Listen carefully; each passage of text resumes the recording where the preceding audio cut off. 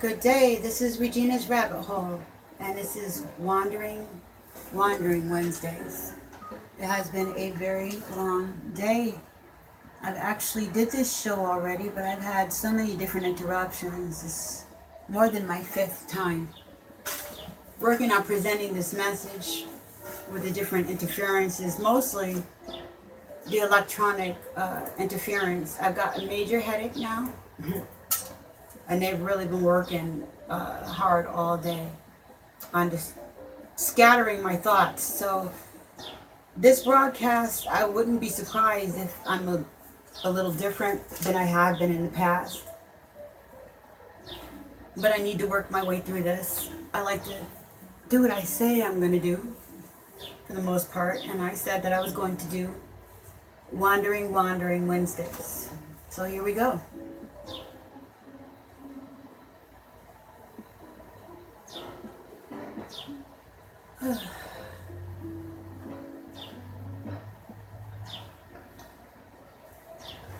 Words.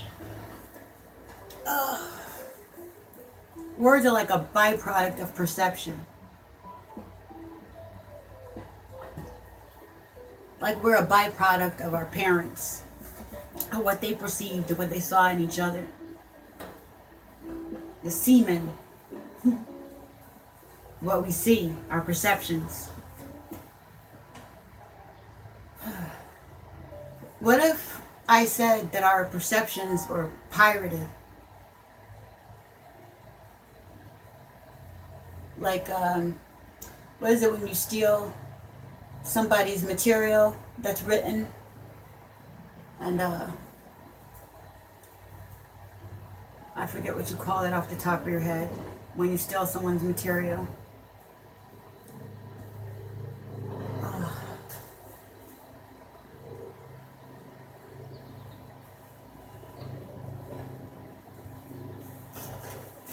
Plagiarism. Okay? Plagiarism. Similar to pirating. See?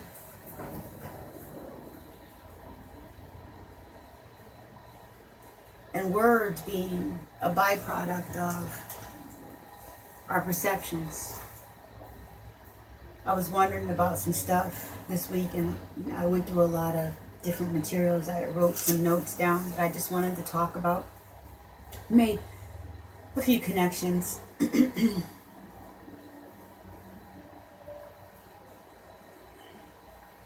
Words build worlds. Okay? And the reason why is because the words spin. Flat Earth says that Earth is stationary. Versus Earth is stationary. I know I should be writing about it. Get it? Stationary writing. But we're going to talk about it right now, just for a little smidgen. Let's just say it doesn't matter whether the world is spinning or not.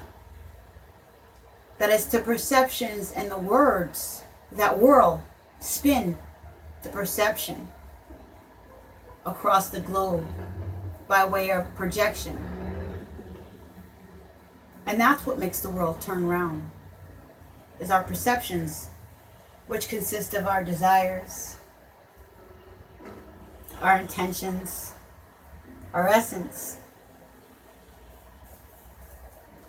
A lot of stuff has been pirated.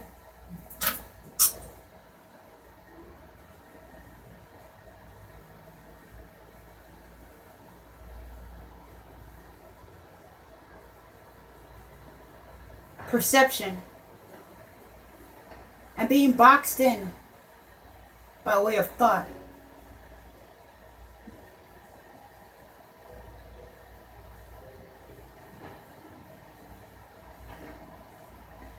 For instance, there was this gorilla in a zoo. And the gorilla was getting it on with his mate. Behind a glass cage, and they had some rocks and stuff in there to simulate its environment. Bare minimum, you could tell, compared to what the gorilla would be used to, right, in its environment. So it's in there with its mate. It's getting it on. There's a crowd of people watching this gorilla. They got children. They're making all this noise. Oh my gosh! Every time they get loud is when the gorilla is going for it. The gorilla stops. Well, what kind of joy does the gorilla have in that environment to correspond with its natural living? An ability to feel free, expansive, to enjoy the benefits of being in its form that it's in, what it was created for. Someone had the perception that that gorilla should be in that cage so that we could look at it. And that even when it came to procreating, the gorilla is stuck there with no privacy at all, no respect at all for being the life form that it is. It got me wondering and thinking. So, fast forward, I'm surfing the net, I bump into somebody's material, and I see they put in pictures of their family trip. I see the shark in a tank, stingrays, fish. Here in Connecticut, they have this place called Mystic Aquarium. I went there when I was very young, and I wanted to go back there. I've been to the zoo when I was very young. You don't think about these things. This is part of our culture, right? Aquariums and zoos. So I'm looking at this shark and the tank and the stingray, right? And I'm thinking, how pretty, you can see it up close and everything. But perception, what is the difference between feeling I have the right to go to an environment like that, to look at the stingray and the shark, because I'm a higher life form, or I'm different and that's less than me, and I'm just observing, and that's my right. It's there, right? There's a supporting cast to say that this is okay. It's like eating chicken, right? Poor little chickens.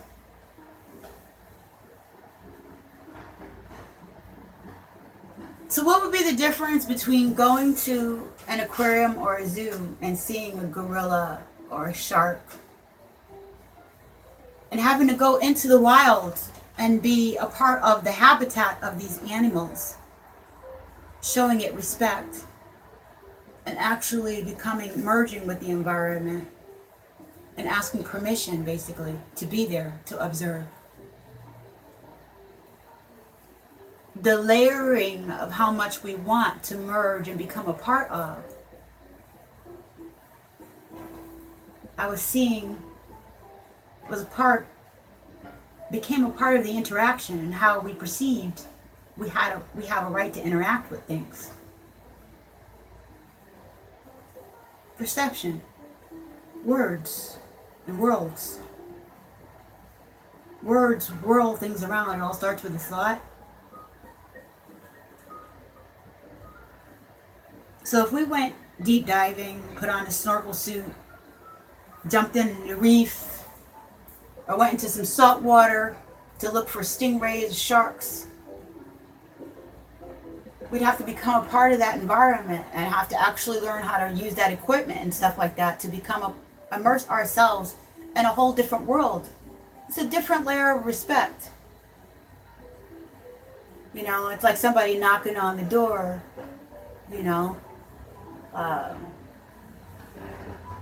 coming into my environment and asking and respecting permissions to be there and observe, right? It's different than capturing the shark or the stingray or the gorilla and putting it into a habitat and then justifying our right to interact with it under those conditions. I was wondering how many other people was feeling like that. But I found it fascinating observation to make that connection. Seeing something up close and buying a ticket and justifying an unhumanitarian environment versus the commitment to submerge oneself in an environment where you would have to learn just to begin to interact with something. It's the convenience. Fast food versus cooking your food.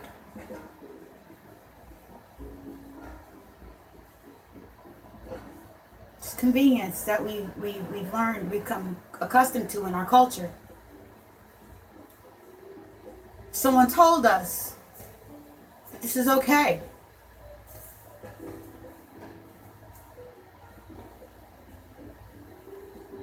So in our world, whether it's flat or round, whatever you believe, right? It's still the words that will whirl and spin our perceptions. And that's how we weave reality.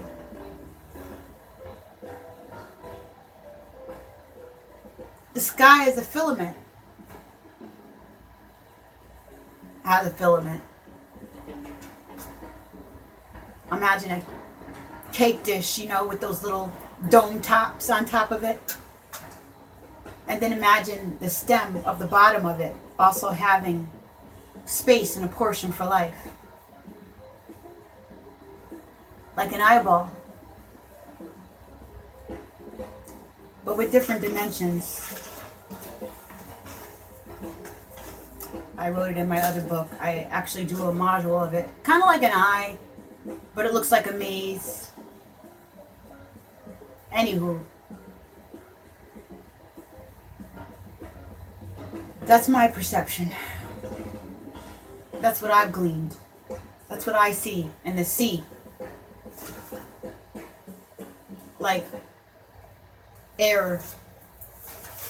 Looking at the play on words, right? Pirating. The straw man. Because somebody felt like they had a right to this. Somebody perceived and built a whole reality as if they really had a right to do what they're doing. And co-signed, we went along with it. These pirates, these parasites,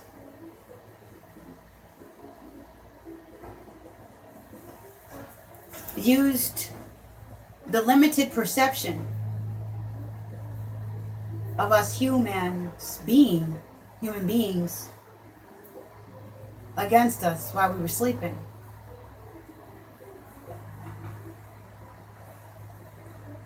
Air is also water. It's a different dimension of water.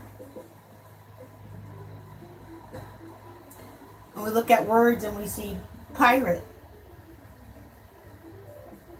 parasites, you know, the things that live in our blood, you know, the things outside, as above, so below, as within, so without. Like we duplicate everything. We see the sea. The shark in a tank, the shark in the ocean, the shark walking down the street, the shark in our heart. The shark we imagine. The shark we can perceive and identify.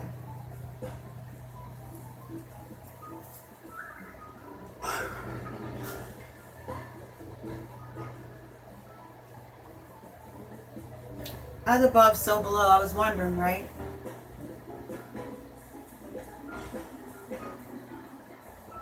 And the same way we wanted to look at the shark in the tank. Do gods watch us and perceive, or people or entities that feel as if they're gods or godlike, feel like they have the right to and cage you and observe you, research you without your permission. They didn't come and immerse themselves in your culture and ask permissions. It's more convenient to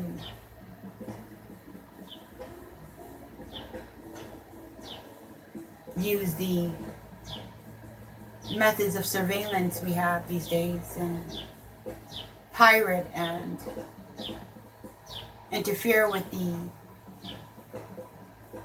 normal human condition.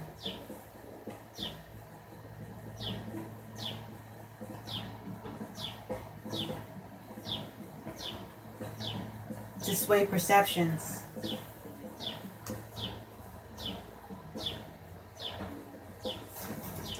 So I was looking at, it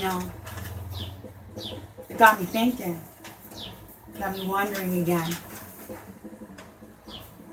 I was thinking about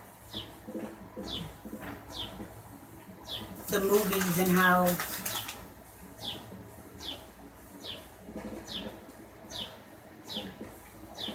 this shared reality,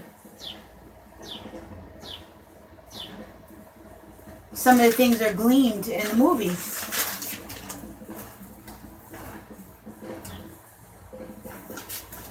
I was thinking about consciousness transfer. One of the movies that I came up with that was pretty cool was Erased. And it had Miss America in there, Vanessa Williams and Arnold Schwarzenegger. In this movie, they erased the identity of this woman. I think because she was a whistleblower. And she couldn't go home, and they actually cloned her. You got to see this movie. It's pretty wild, and it really got me thinking. Arnold Schwarzenegger was like Ronald Reagan. He's actually a governor.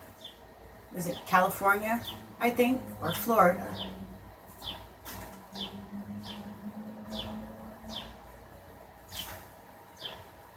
How, when we look at movies and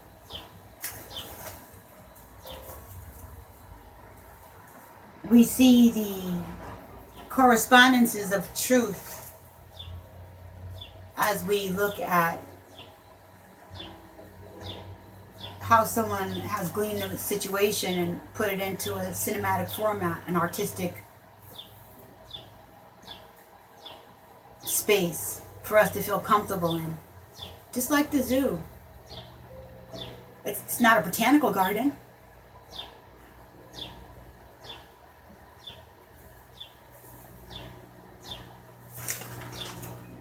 There was another movie that was pretty cool.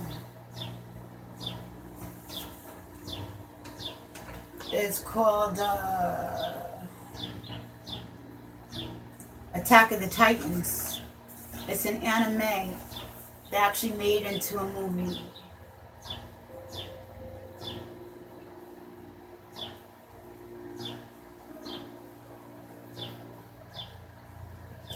Attack of the Titans was about these giants, and they ate people.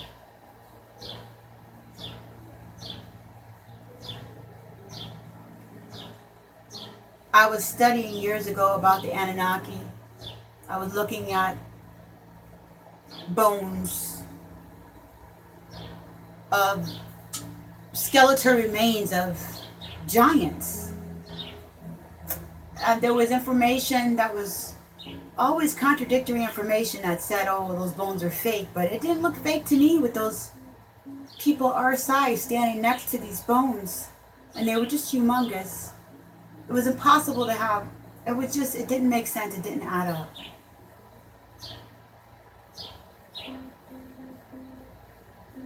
And so, I ended up looking at how You know, even in the Egyptian even in the hieroglyphs, you see the giants, you see the Anunnaki, and you see the different sized beings. And it's apparent that their civilization is built on top of one another. And occasionally, somebody unburies these skeletal remains of giants. We are only just starting to perceive how many things that we did not know and have been covered up. How we have been programmed to only glean life in a particular way, boxed in. Kind of like the gorilla and the shark and the stingray. Told what we're entitled to and what we're not, and unable to expand. And every time you get excited, and the oh and the ah come, the lights turn on. Ooh, ah. It's like this crowd comes, starts making noise, preventing you from getting your groove on. Information is conceptual. It's alive. It all starts with a thought. And these words, they spin, they whirl. They become alive. And we build things with them. We build our realities with these perceptions. So it's very important. That's why the creative attribute is stifled a lot within our culture. Another movie I was looking at was The Philadelphia Experiment.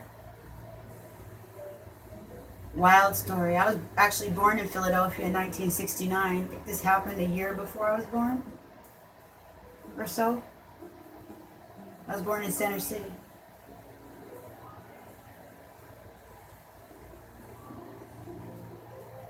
Another movie I was looking at was The Montauk Project.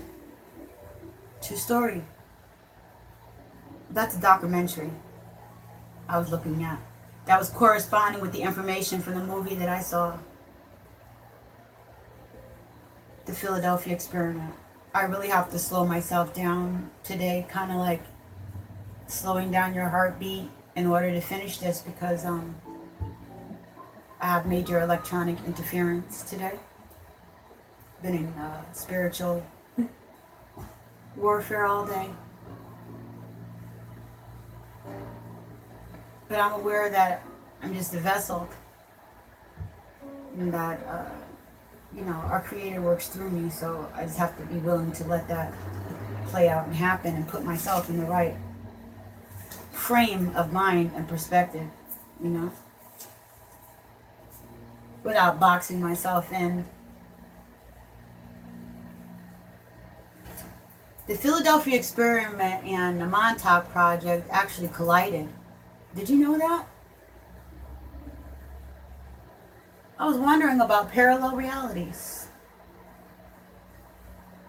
because it reminded me of perceptions, how one person's reality is different than the next person's reality. How your makeup and the way that you see life can put you on a different plateau of seeing, experiencing, and being, for better or worse.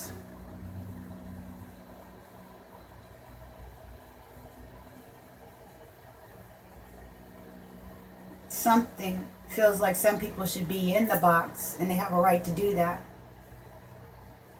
while they feel like others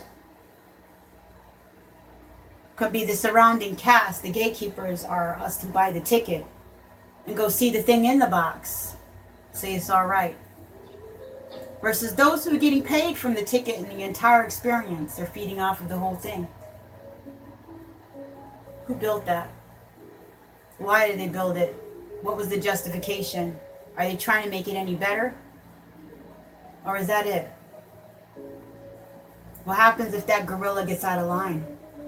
What happens if that if that shark bites somebody?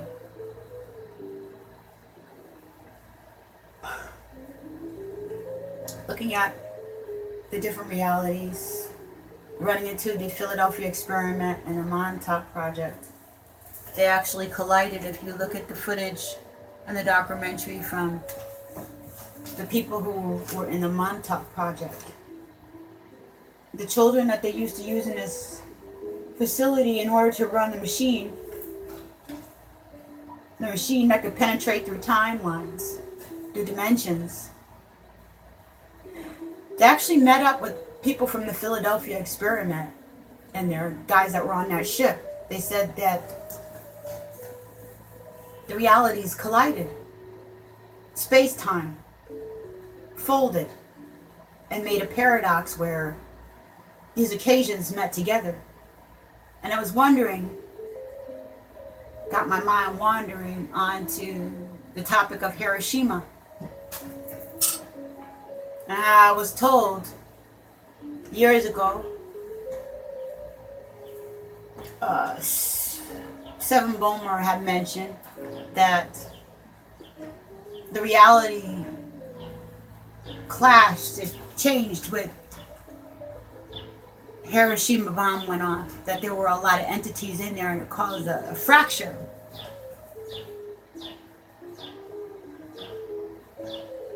I was wondering about that energy from Hiroshima, who are still having children to this day being born with genetic deficiencies, trying to get all of that toxins and stuff out of the environment. Energy never dies, it only transfers. There were things that live inside this consciousness sphere. Words are angles of light from the Iconian language. Angles, angels, they're light code frequencies, they're beings, they're actually a life without a body. Light that takes on different bodies, trees, animals, as it conceptualizes with earth and the seeds, the beings on earth. We're still a seed. We grow things, we make things, we expand the consciousness. As above, so below. As within, so without.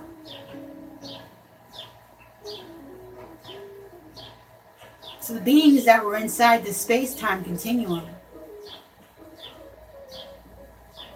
from the Montauk Project, they were able to see the men, or they were able to meet up with some of the people from that ship from the Philadelphia experiment in a space-time. Can you imagine?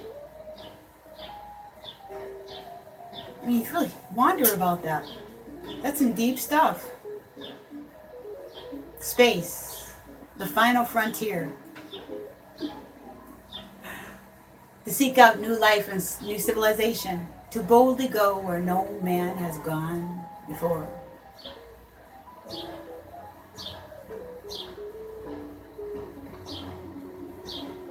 In the Bible. Can a man be born? How can a man be born again if he cannot return into his mother's womb? Right.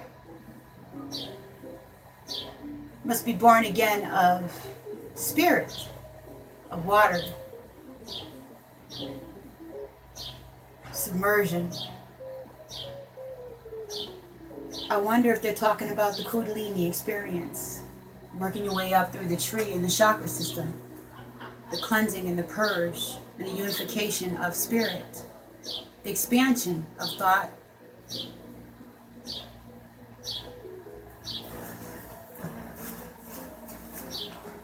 The life force energy, the Kundalini. Energy never dies, it only transfers.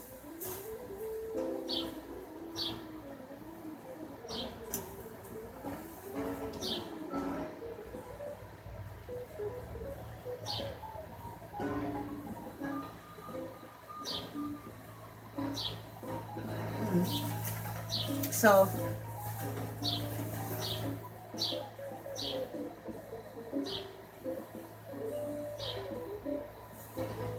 was looking at perception, right? And how strange it is. I was checking out. I wandered over to this other site. Relativity and special relativity.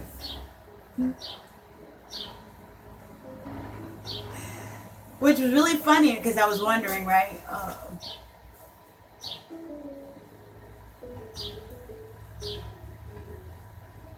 Speed of light, perspective.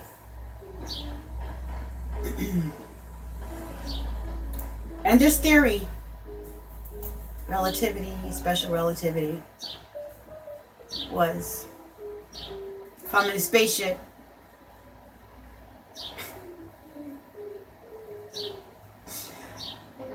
and I'm traveling through space,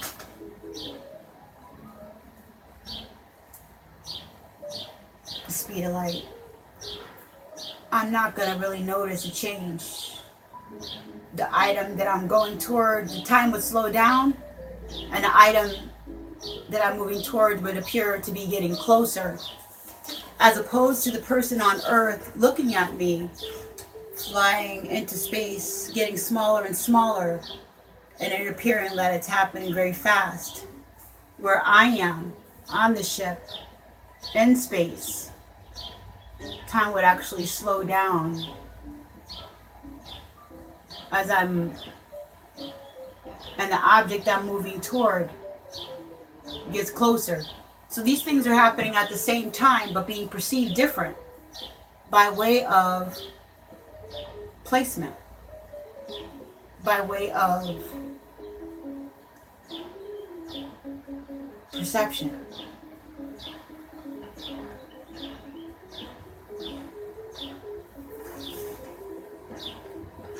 I wandered in some material a couple months ago with this shape called the Chesterhedron. And this guy, can't remember his name off the top of my head. I actually wrote a few articles on his research. Fascinating. Shapes and perception came out of this. How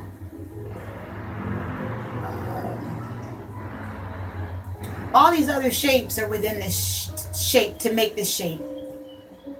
Kind of how there's different personalities we have in order to make up a society. Certain people are builders, certain people are teachers, certain people, you know, like we do different things. Everybody has a different way that we move and that we see things. It's just our genetic makeup and the way that we interact with life. The Aquarius, who is the air sign, and the water sign versus the Scorpio or the Leo, or, you know, the Gemini, all carry with them their own particular alchemic frequency.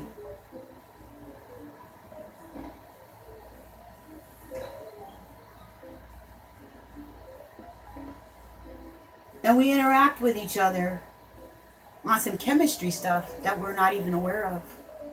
Most of us. Like forgetting that our pheromones, you know, affect the hormones. Smell is very important. It's there, but some of us don't notice it. Just because it's not a part of our perception doesn't mean it's not there. Just because certain people chose not to include it as a normal topic that we talk about within our society doesn't mean that it's not relevant and that it's okay to forget about it. Like noise, pollutants affecting health, how our environment affects our frequency, which affects our perception. And if words spin and build worlds, shouldn't we be more careful with the words that we're choosing? Look at the genre for black music in America. What are we making?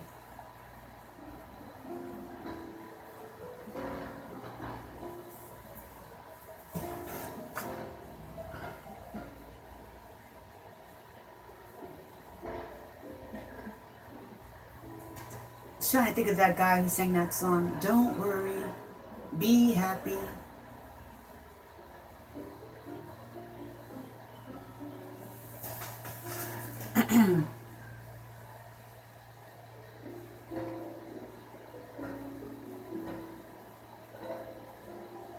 Yeah, so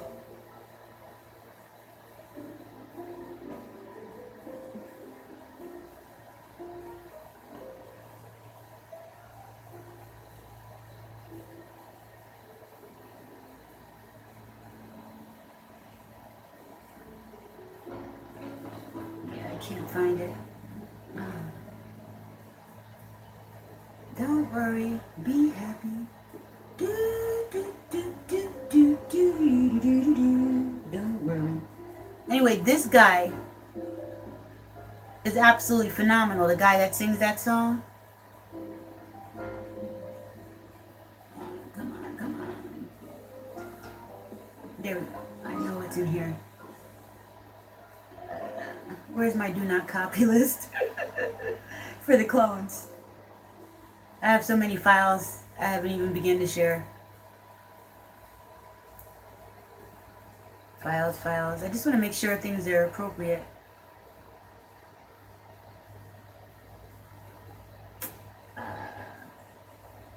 Bobby McFerrin, that's what his name is. I couldn't find my note, but yeah, I finally remembered his name. Bobby McFerrin. The music that he makes is awesome. He did not limit himself or confine himself by way of someone else's perception. Pretty cool dude, right?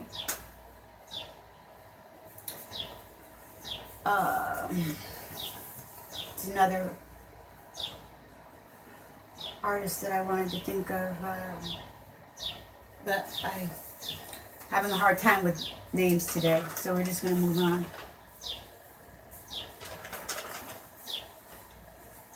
And so Bobby McFerrin makes some really cool music and stuff, right? He didn't box himself into one particular genre.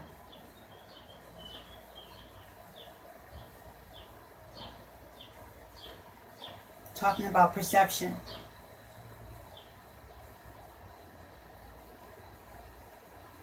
How something feels like it has the right to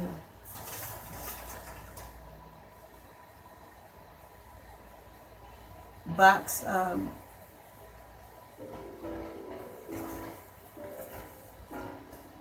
people's thoughts into a particular arena.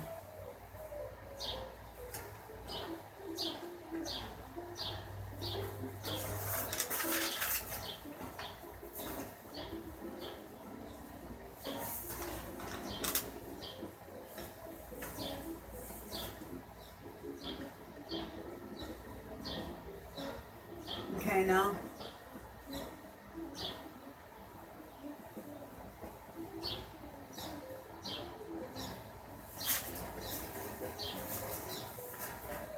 I was wondering why we have so many things made in China.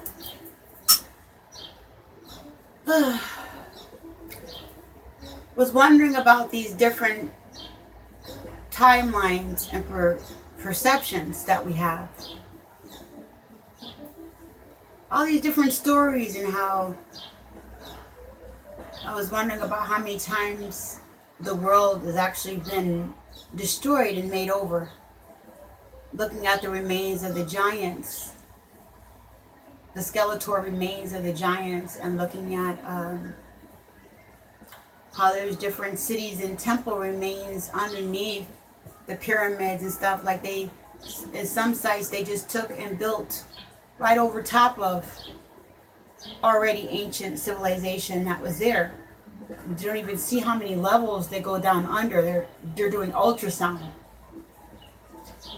When the new technology came out, they were able to take pictures, sonic a sonogram, they were able to take pictures made out of sound and kind of x-ray the ground in order to see that there were layers of civilizations.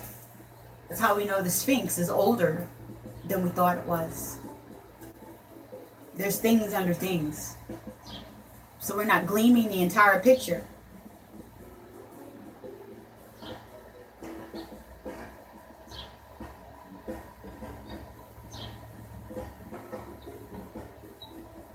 Got me thinking of timelines.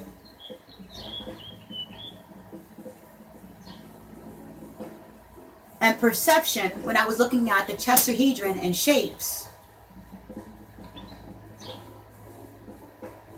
When I was looking at the tetrahedron, I saw how, just like the zodiac sign and human design and our numerology, how these different modalities, right, help identify the uniqueness in an individual character.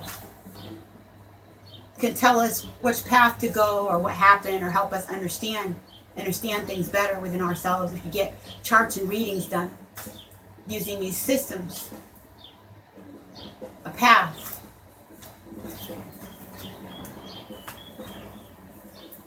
The things we're told to stay away from. The box we're in. When I was looking at the tetrahedron, this shape was showing how each of us had a part that made up a whole.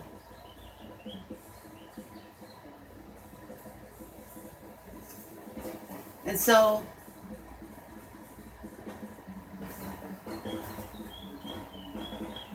in order to make it whole,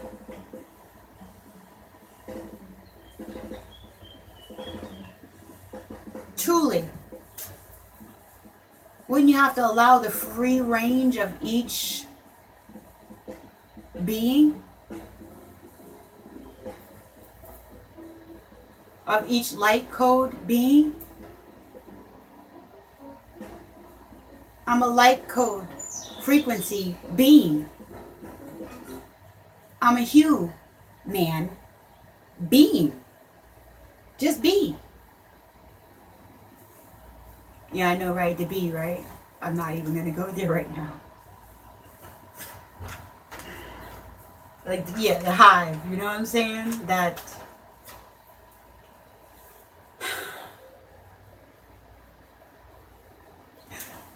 there's more than just bees here, though. You know what I'm saying? There's not just one type of entity on the planet.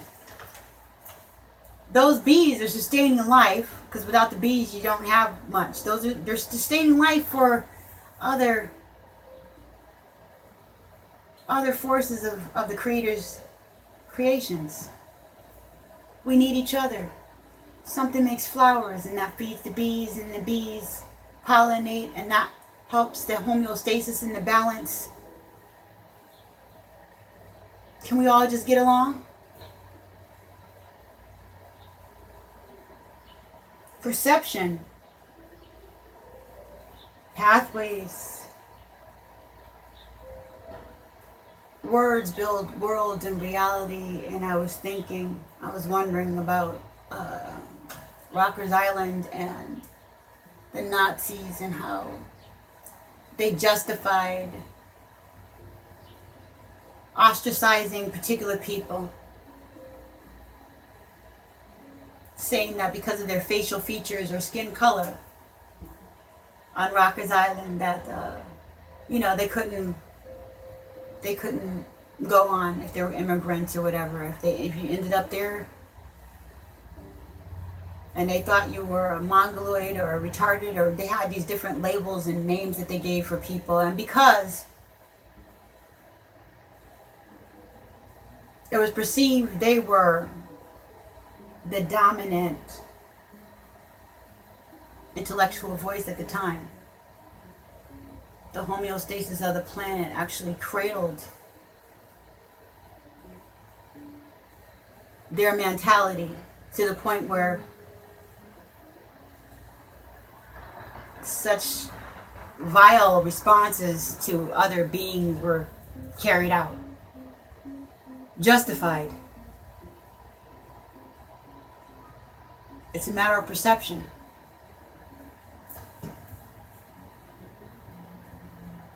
Somebody told them he was less.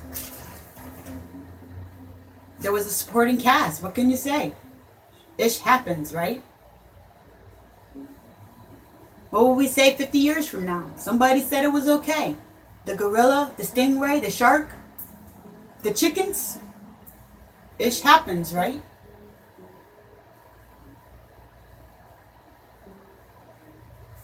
I'm just making observations. I'm not really making a judgment. Why? I judge myself first. This is just the way that we are in the process that we have to go through in order to wake up. But gosh, wake up. I used to love eating chicken. Oh man, the smell of chicken. It was one of the comfort foods and stuff that grandma made, that mama made, that I made when I became mama. Shoot, before I became mama, chicken? All-time favorite, isn't it? Doesn't everybody who eat meat mostly eat chicken?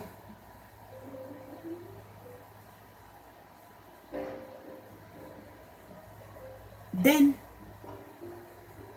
I became a person who didn't eat the chicken because wandering around in my research, I found out that they put all these chemicals and stuff inside the chicken. I didn't want that effect in my body. You know, I was trying to take care of myself. I wasn't trying to take care of the chickens. They put chemicals in the chickens? I don't want that in my body. How horrible. I was concerned about myself. And I wanted to know more about what was in this chicken. Just being inquisitive. Wondering. I bumped into the footage and stuff about how they live and what they do to the meat. Oh my gosh. When I saw that, it was more than what I freaking bargained for. I didn't want to see all that.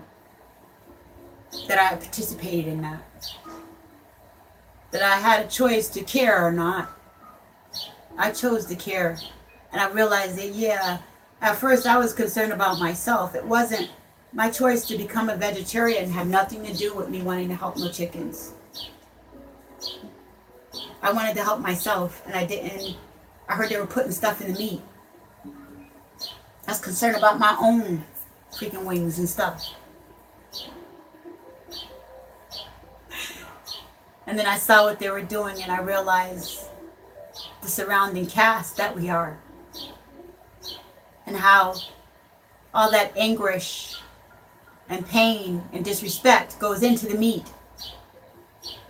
And the same way I'm talking about environments and words, right? Building worlds, perceptions. It all starts with a thought. Some of us think that it's okay to treat life forms in that way. And the dis-ease goes into the meat, goes into the flesh. We are light code beings. A chicken is a light code being. A tree is a light code being. We are human beings. Human beings at the top, supposedly the top of the chain, right? In charge of perceiving the rest of the canopy.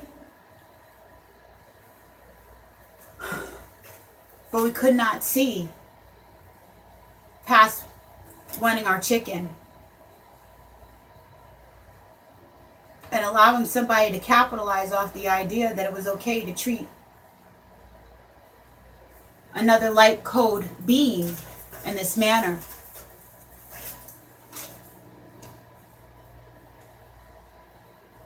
I had switched before I stopped chicken to free range. Maybe if they treat the chicken better, I'll feel better about eating it.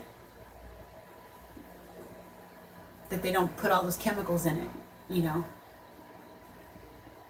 Anything to justify not letting go of the chicken entirely, and that I was supporting the environment for this chicken.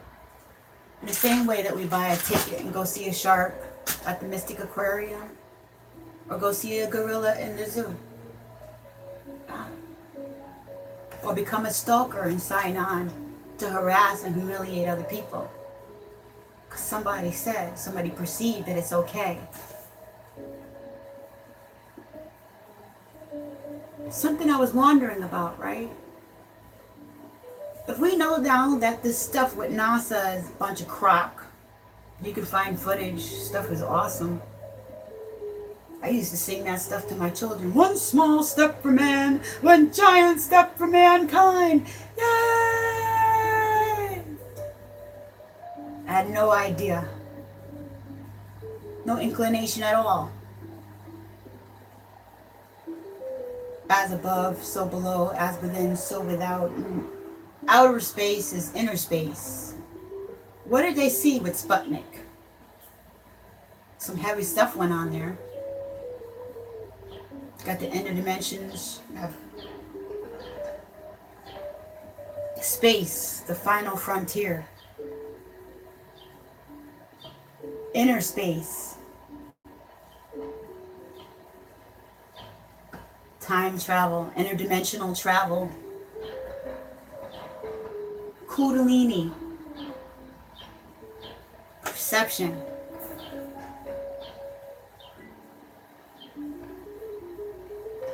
Light code frequency. Perception. Take the Bible. So many different dimensions. You can decode that thing backwards and forwards and find so many different arguments for that. It is definitely a working book of magic. And for some, just a mirage.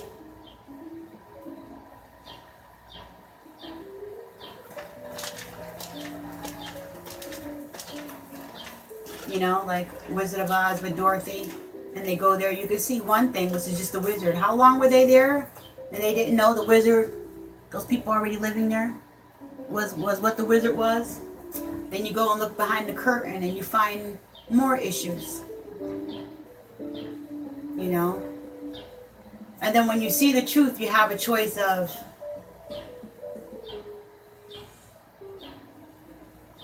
what do you want to do with it? Do you want to move on? Do you want to find out that you could have tapped your own shoes together? Do you want to find out how to make the balloon go? Do you want to find out, who Galinda, the witch, really is? Why is she always showing up in the way that she does, but she doesn't really offer any help? The way that we perceive things is what changes our world. It really does.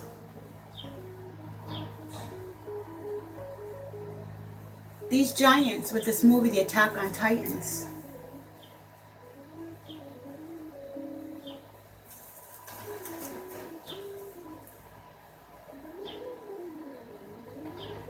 and looking at perception. For instance,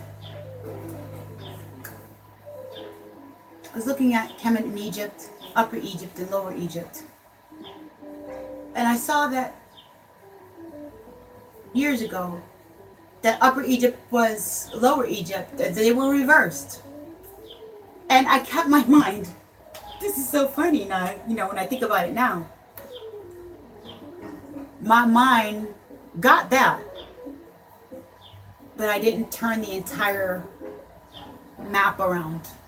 Only those two places in my mind, because that's what I was focusing on. And like a little snippet in a clip, I took within our map Kemet in Egypt, Upper Egypt and Lower Egypt, and I turned them around the way that they should be. And I said, aha! I've got it, I gleaned it, I see it, and wow, it's freaking awesome.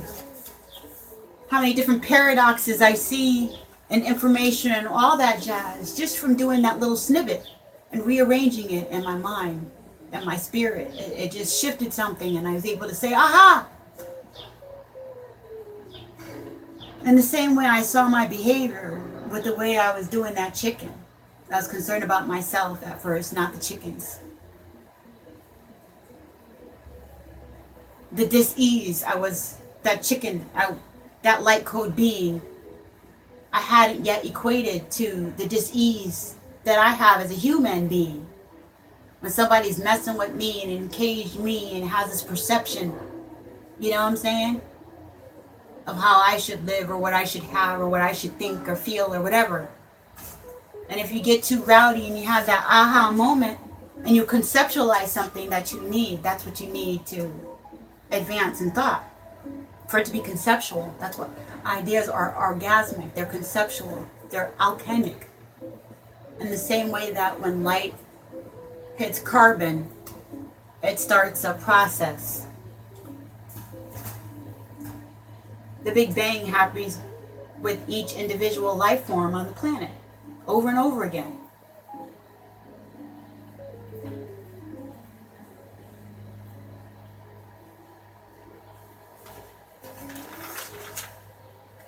Another movie I was looking at had me wondering about the butterfly effect. Do you ever see that? Man, you gotta see this movie. 1, 2, and 3. The Butterfly Effect used to be one of my favorite movies. Looking at timelines, looking at the Montauk Project and how the Philadelphia experiment supposedly met the Montauk Project in an interdimensional space.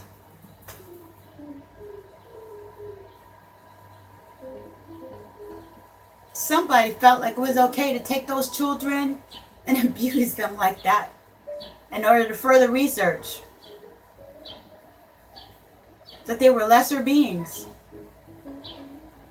A lot of people get hurt when other people feel like it's okay to do that. How we know that in our world they take and put in information from other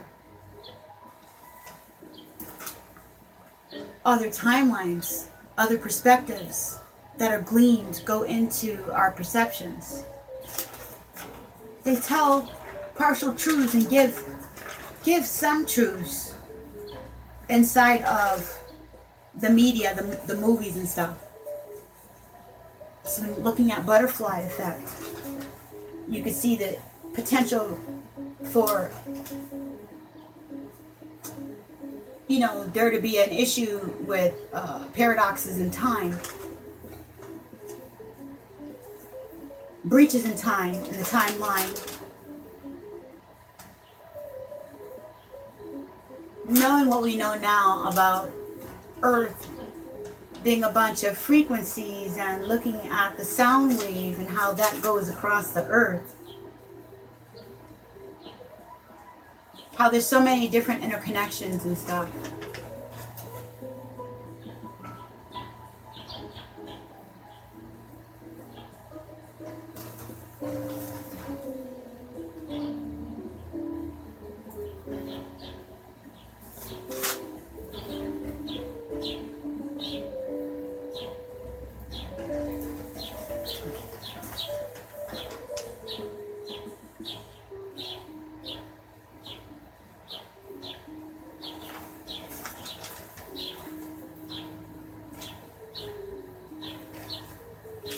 So when I was talking about words, world, because they're energy, they're like code frequencies, they actually start something.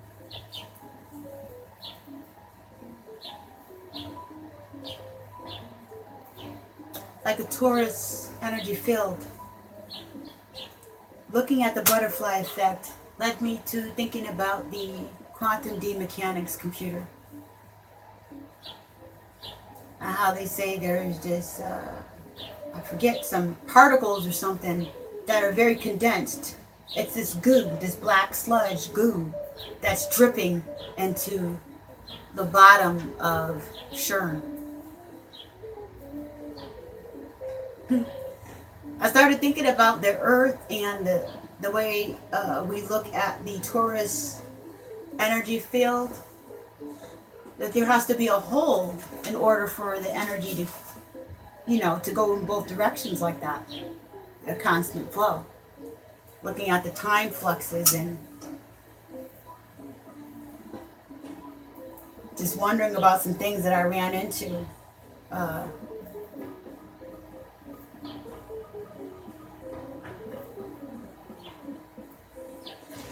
Like for instance,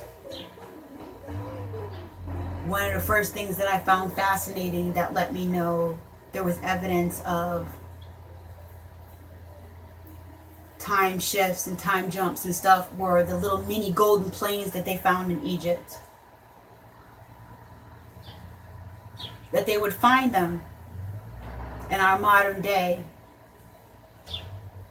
and take the dimensions and blow them up. Just expand them.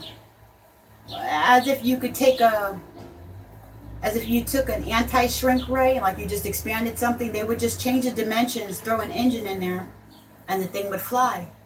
But where did they come from? Then there's stories about, in the Bible, about wheels and wheels and different information about how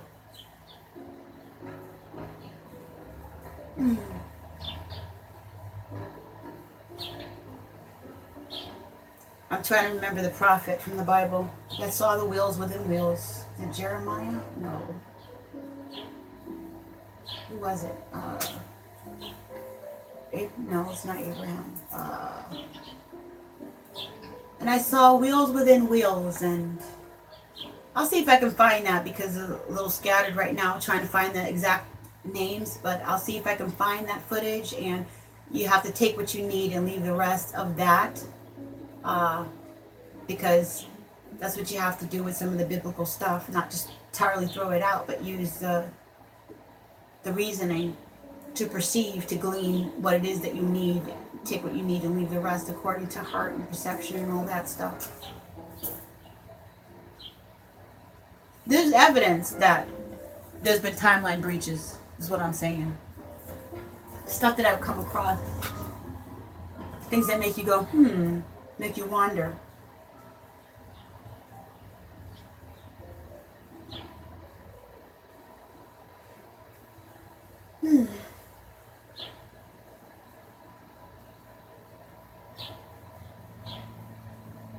So this symbol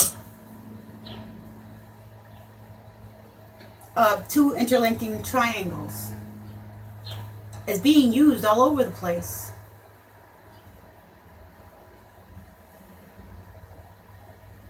Could it possibly have more than one meaning?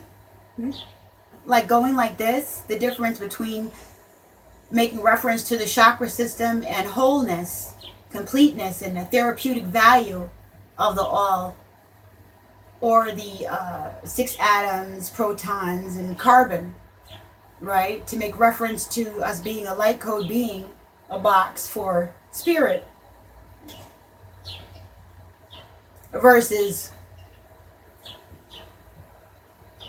you know, somebody looking at it as a demonic or a negative connotation of the devil and the right aware ability to do like your worst. You know what I'm saying?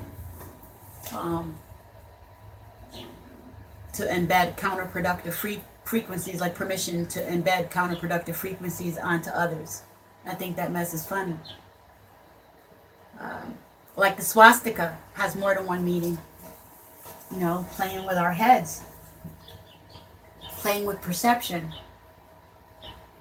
That's why words have so much power, because they change the way that we perceive things.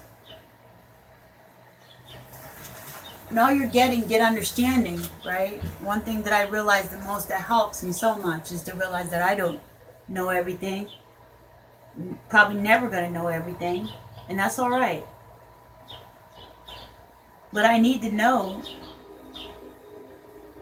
is what my higher power needs for me to know.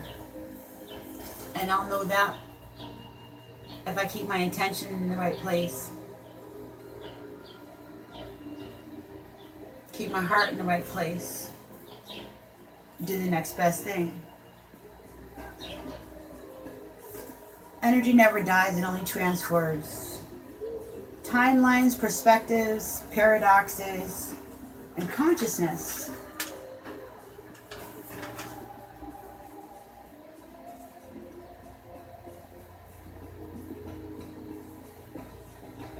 Now, looking at certain systems that are keeping, certain groups of people that are keeping the system in place. Why did the Jews use that symbol of the interlocking torus field? The two interlocking triangles. In charge of gold investment and the perception, changing and swaying the perception of people, of our world, and man, the stuff that I've been gleaming.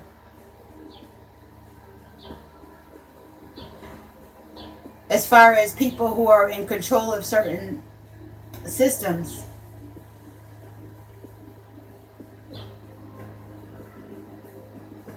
you know, being in control of the money, it gives you a big, a lot of room for manipulation, for manipulating people, especially in a world where we have been boxed in to depend upon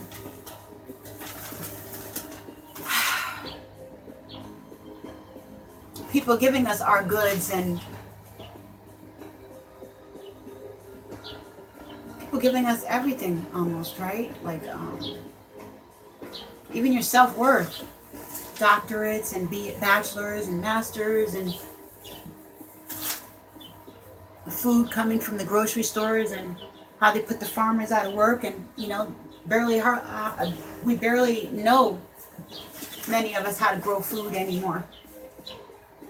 You know, I'm still learning how to build this little garden out in my yard, and I'm fascinated with, like, what is that? I put some stuff in there and I forget what it was. I can't identify everything in there, but I'll figure it out. I'm putting the effort into figuring it out. But lucky my life is not dependent on that little garden right there, because we'd be in trouble. But I do have some potatoes. My red potatoes look really, really good. I'm so proud of them. Even got some little baby ones. I am learning. And that feels good.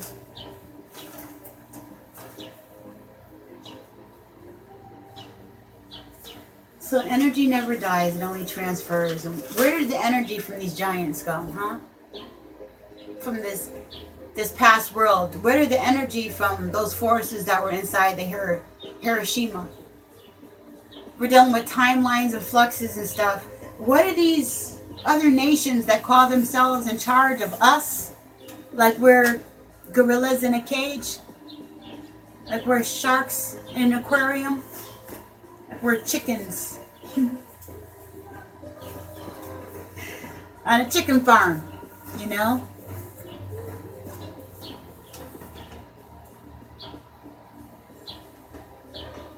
What are you hiding?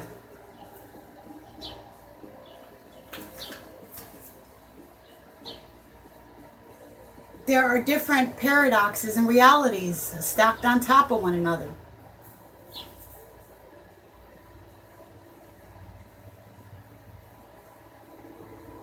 There's the perception, right? As above, so below. If we copy here what is going on out there, which is actually another way for saying in here, inner space, a different world, that like the color black, the perception is off. The color black embodies all the colors of the entire spectrum.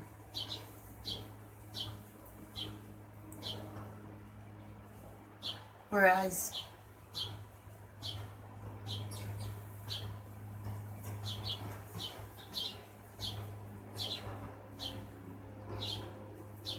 not empty or void or a negative connotation at all, but embodying all. So from that perception changes everything. If you were to say black was bad or something wrong with it, then you'd have to say something was wrong with everything that came out of it. Out of the nothing, we come. Out of the vastness, out of the dark space, out of dark matter, out of your mother's womb, out of the womb of the earth, comes the human being and light code beings.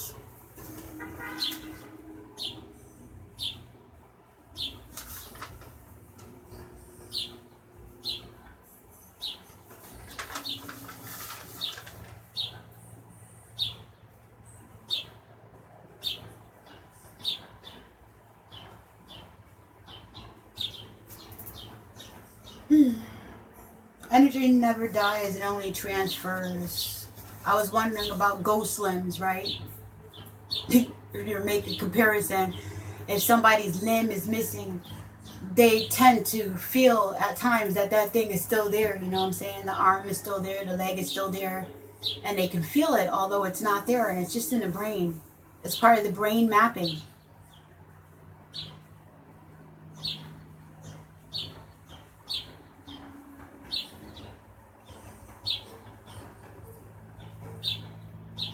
So that's another way of looking at how energy never dies, it only transfers. That limb isn't there anymore, but that energy that perceived that limb was there is still there, activated, as if, like a ghost. It's a ghost limb.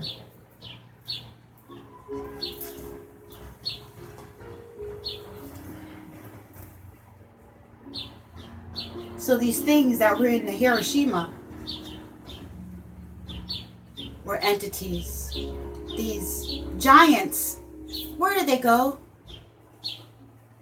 We see the Skeletor remains, but Grandma's not dead. Her flesh is gone, but her spirit is still with. Her spirit is still with. Her spirit is still with. But I like Grandma. It was a spirit that I enjoyed.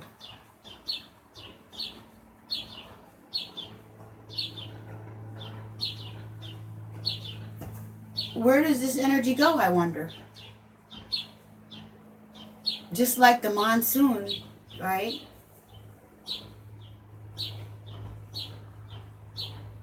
Where the Moors and the Vikings used to ride the waves of the ancestral spiritual energy from one side of the continent to the other.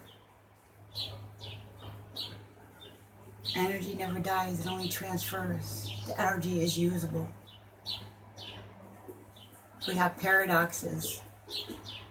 Where is this energy going? What does it look like now? These are things that we weren't gleaning, that we weren't even trying to perceive, that we didn't even know was possible. Until you start looking and wandering around this information.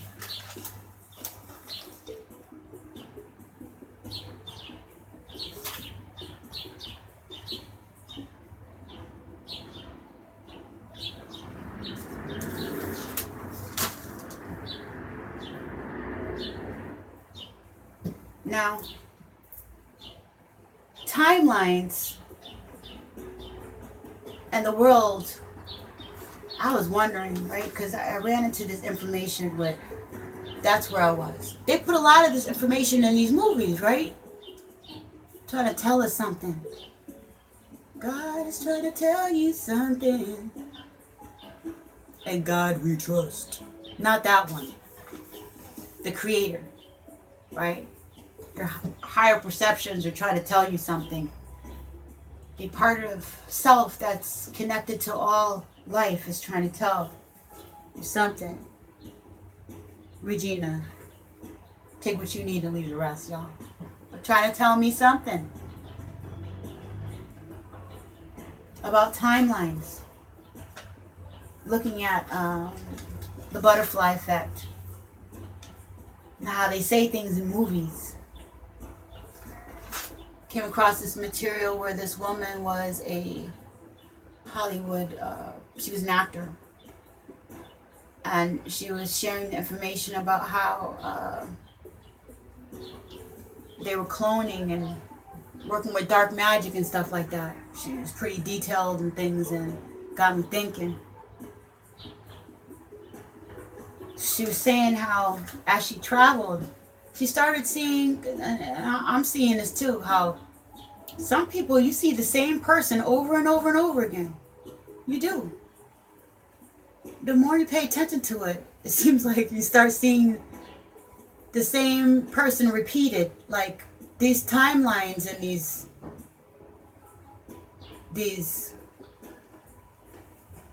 the way we look at the world, right?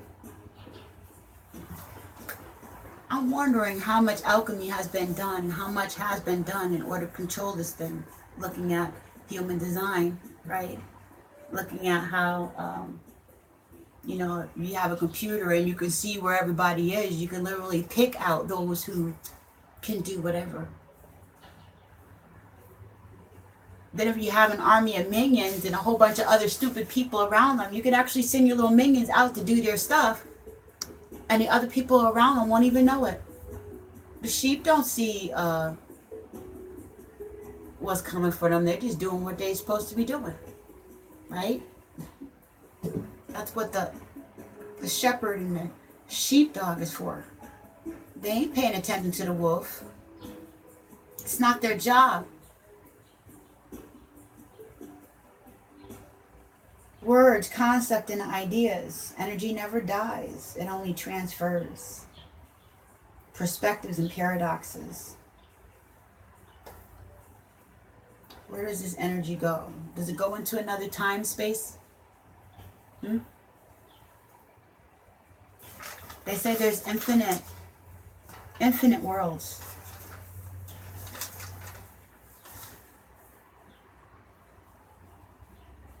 She was saying how,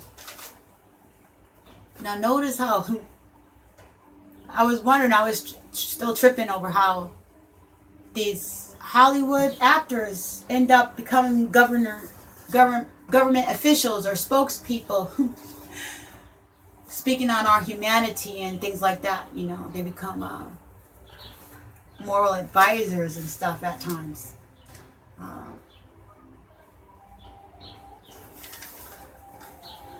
And this woman was saying how she saw the dark arts, she saw them clone people, and then as she traveled, she started to see the same person over and over again in different parts of, she would see that same person in the city. You know how they say everybody has a double? That kind of thing.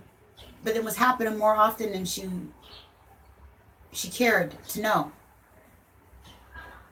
She traveled overseas and she would see the duplicates of people also.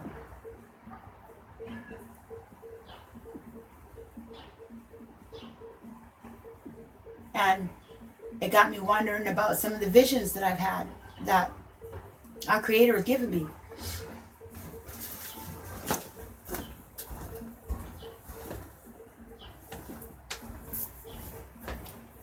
That's what I'm getting at. I finally arrived, okay. How many times have our world been destroyed and rebuilt over again? We have cloning ability. We have the formulas to do it. You ever see that alchemy game? Where you could make stuff with fire, earth, water, and ether. There's a game with little alchemy. You can learn how to grow a plant or something. How to make something explode if you know how to put the elements together.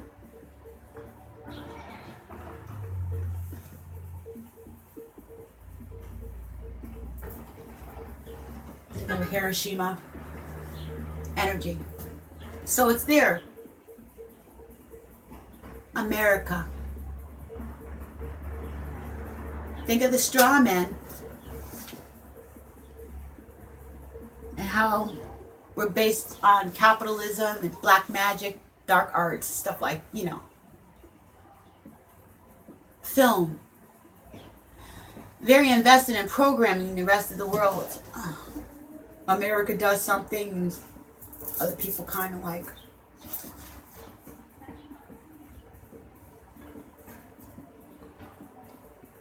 But we're working from a lower,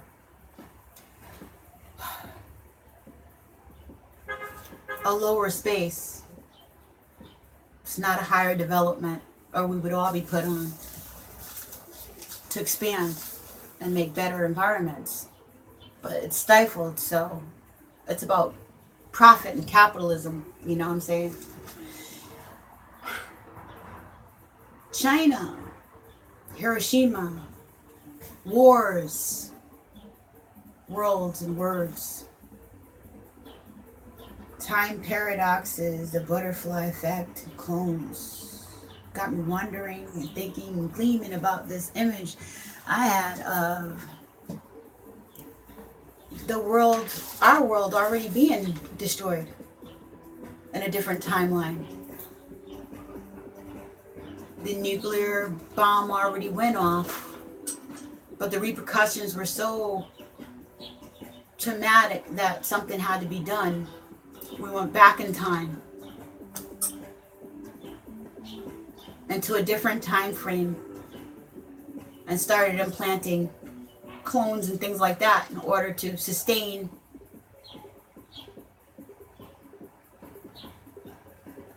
life where people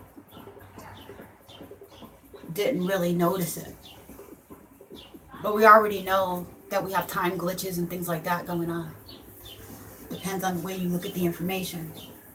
So we had our nuclear war in one reality, or was it simulated? Because now we're on remote.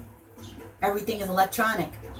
You could simulate a war instead of destroying the whole thing. You can make a deal instead of destroying the whole thing. Why not invest? Take the investments. Take the straw men. Huh? There's money in that, isn't there? There's money in communities of alcoholics and people who use pharmaceuticals and these systems that have made some of these people so much money while we're sleeping.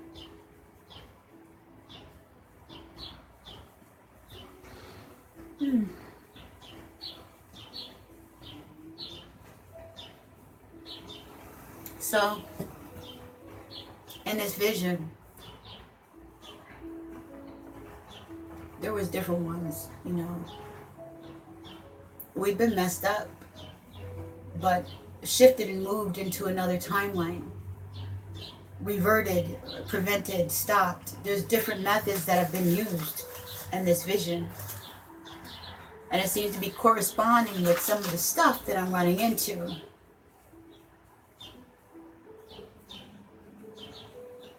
Subtle. But yet they're consistent. Enough subtleties to make a bigger and broader picture. Things that make you go, make you wonder. And then wander around information, trying to figure out what the blip. So this sludge in the quantum D mechanics, I can't remember exactly what the name of the sludge is. It's a byproduct of all this super technology that they have. And the stuff is like super acid, and it's been there for a while, and it's making a hole. Could travel straight through the entire planet. One of the only substances that can. Isn't that something? Capable of traveling and making a hole through the entire planet. Would that make a difference in the torus energy field? Would that help make a torus energy field? There is a hole in order to make a torus energy field.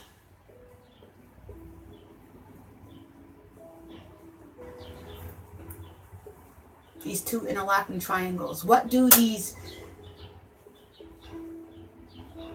people know that we don't know? Information that they've kept from us. These Jews and these Nazis that have been in cahoots,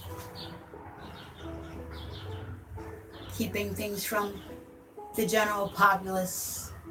Oh, They don't want to scare us.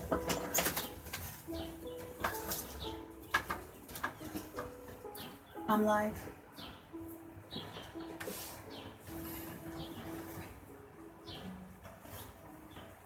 They don't want to scare us. So what do? That's the thing. They say they don't want to scare us, right? We're just sheep. You know, maybe that's what they tell the military. Don't say anything. We just got this big secret. We're on different timelines and stuff. We're just cloning a certain portion of the populace and shifting things around and setting the time, shifting the time. Sounds crazy as heck, don't it? Nobody would believe it. Everything will be fine. Just cover it up. Just keep everything in a box and keep them from looking and conceptualizing stuff, and everything will be fine. Effed up, emotional, neurotic, and something like that. Was it insane? I don't feel like remembering that exactly right now, but you know the acronym for FINE? Effed up, insecure, narcissistic, and emotional. I think that was it. Okay, so yeah, you know, basically that's what I was doing this week, wondering and wandering through information. Was that's in the back of my mind, is what gives.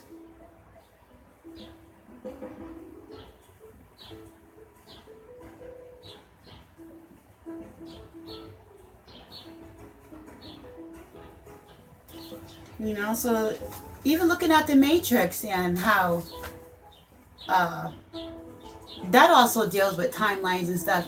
Like, we're all taking information from the Matrix and utilizing it as something that we can conceptualize as useful, you know, in the here and now.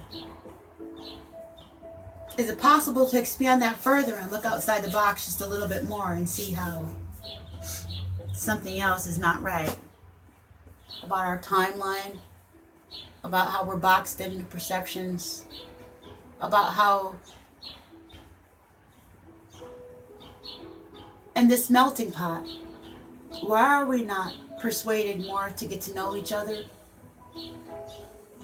Wouldn't you think that, you know, when you invite other cultures and stuff to be here and call this like the melting pot, that you would promote a togetherness? But instead, it's like you're taking people that have seen the color purple, I don't know how many times, and they're seeing these negative connotations of these characters, and then we're seeing, you know, 9/11 and you know, the plane, and we're seeing, you know, terrorists, and we're seeing Rwanda and the Tutsis and the Hutus, and we're seeing China, and we're seeing the brutality that's portrayed for our eyes to feast on. Is that all that we are? Or is that someone else's perception that we're just eating, causing discord and dis-ease within our bodies, the body of our societies, making ripples in time? And energy does not die, it only transfers. Can we change this? Can we change this energy? Are we willing to change this energy in the way that we see each other, the way that we see time, the way that we see our ability to perceive things, and giving ourselves permissions to expand that? Giving you permission to see the way that you see, and self permission to see the way that it sees outside of the normal parameters, and allowing that to conceptualize. Strength, faith, and patience. It took me about 7, if not more times, to get this message out today. think it was actually better earlier.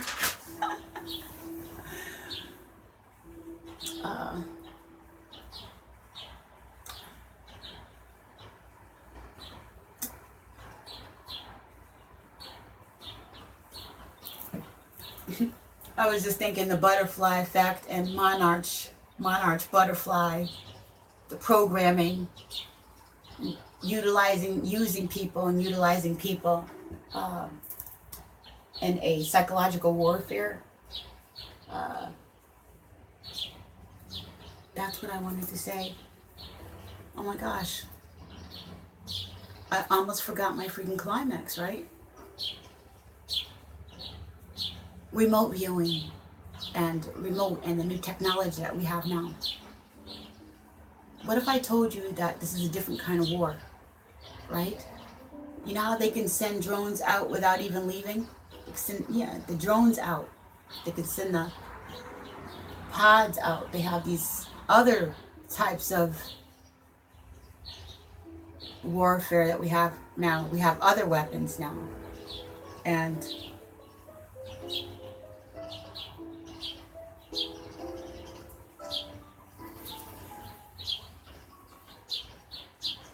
what if I told you we were like a video game? Yeah. I think because I don't think that I made it as clear. You know, the straw man and the fact that you can make money off of Americans watching the birds.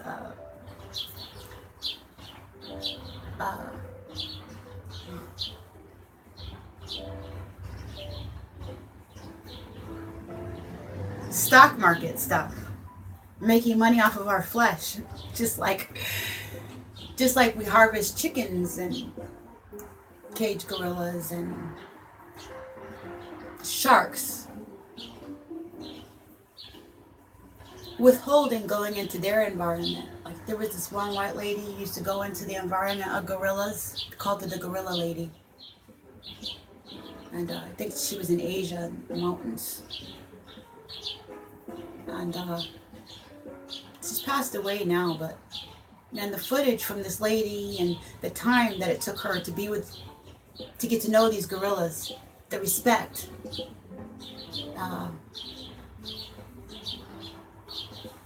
It's different.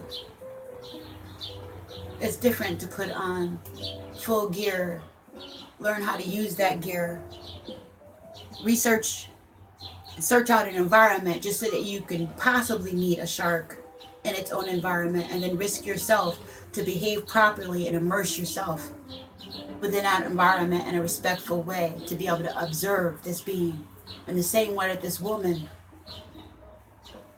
looked at the gorillas. So we are beings, we are life forms. There's different species and life forms on the planet, whether people believe it or not. They say reptilians and Leviathan. They say grays and, black-eyed kids, and now we got rainbows and indigos and star seeds. As above, so below, as within, so without. The stuff from the sea is a seed that is duplicated and reenacted in real life. You can look at some of the patterns and stuff like that of life forms and actually see the duplication.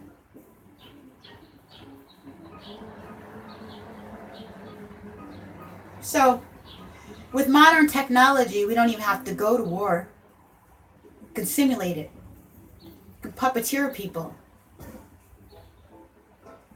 You can get rid of who you want.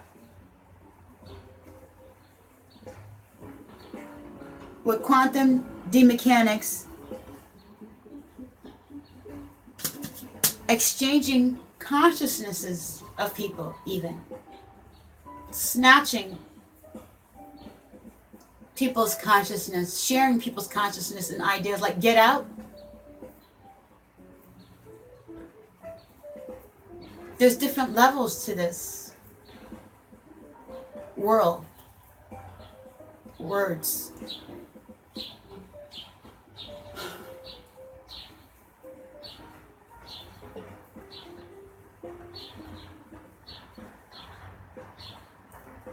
They say that you can get it down to a science to be able to access different worlds.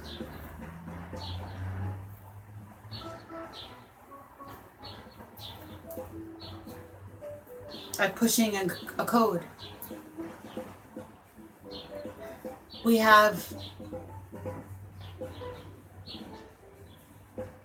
the MK, where you can see the paradox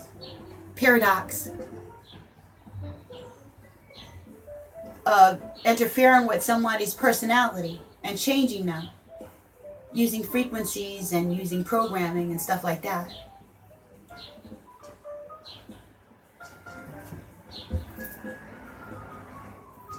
If you can break into a dimension or a fluctuation in dimension or change a dimension with this new computer, you can literally erase certain memories and implant other ones. That's what they're doing with this MK. This actress that I was talking about in here, she had a first-hand seat to the programming. See, these people they use as actors and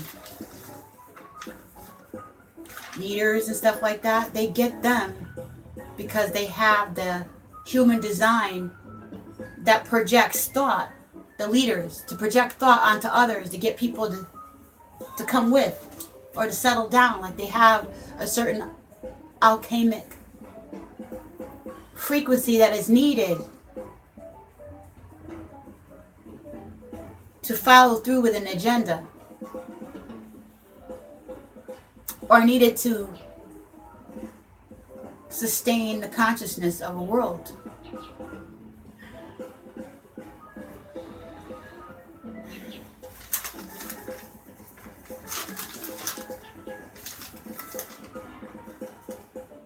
So when we go to sleep, sleep is reset, sleep is REM, sleep is flow, sleep is MK programming. Sleep is also a place where you can do that. There's a poll. Are you woke or are you asleep? If you woke and they try to put you to sleep, did you see the shift in the timeline? Did you catch the butterfly effect? Monarch, butterfly. Why are they using these symbols? Why are these associations with the same type of people? You can actually look at that butterfly. If you change the way those pieces look, it would look like a Taurus energy field.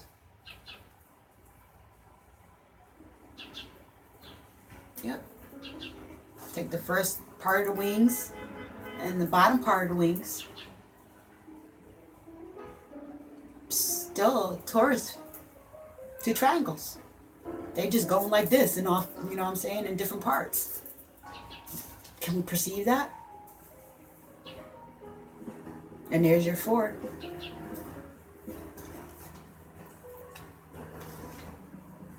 And 5 if you add the middle part with the head and the torso and everything.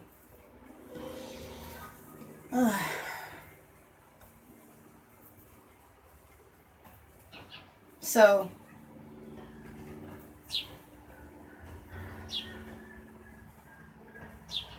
got me wondering about people are much more advanced than I, and these sciences and the Kabbalah, the Ka, the Ba, the energy, and they have computers now and people helping to manipulate environments and perceptions of others while they're unawares to change entire realities by way of perception. Me being aware means nothing if the person next to me doesn't know what it is that I'm talking about, if you haven't an inclination. And so when the lights turn on and you do figure out what's going on, it's just like one little pebble in a mountain of stuff. And so I was just gleaming that on this super highway of life.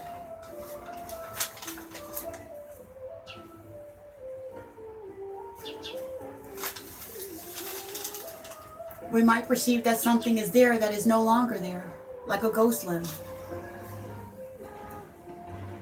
And then there's the pole where we might not realize that we had abilities. We have all our limbs and didn't realize the extent of the abilities of them to do certain particular things, to expand ourselves.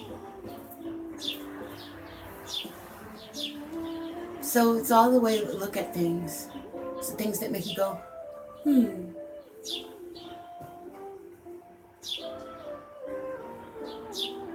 And so, are we in a video game? Is life still life as we knew it, know it? Or are we into some other stuff where people are doing consciousness transfer, cloning, changing our perceptions, and manipulating our environments, like we're some gorilla or a shark in a cage or some little chicken?